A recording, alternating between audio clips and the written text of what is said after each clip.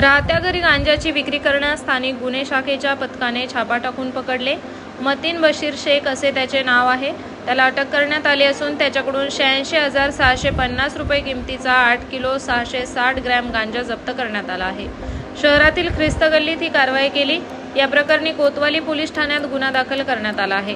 शहरातील ख्रिस्त गल्ली भागात मतीन बशीर शेख हा राहत्या घरात गांजाची विक्री करत आहे अशी माहिती गुन्हे शाखेचे पोलीस निरीक्षक दिनेश आहेर यांना मिळाली होती। त्यांनी पथकाला कारवाई करण्याच्या सूचना दिल्या।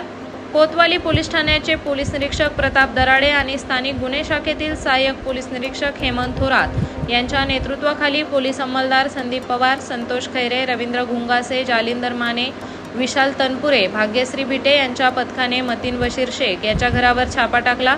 घर झडती घेतली असता कॉटच्या खाली एका शेंद्रे आणि पांढऱ्या आणि सिल्वर रंगाच्या गोणीमध्ये उग्र वास येत असलेला ओलसर पदार्थ, बिया, बोंडे, काड्या, पाने संलग्न असलेला पाला मिळून आला। पथकाने याबाबत विचारणा करता हा गांजा असून विक्रीसाठी आणल्याचे सांगितले।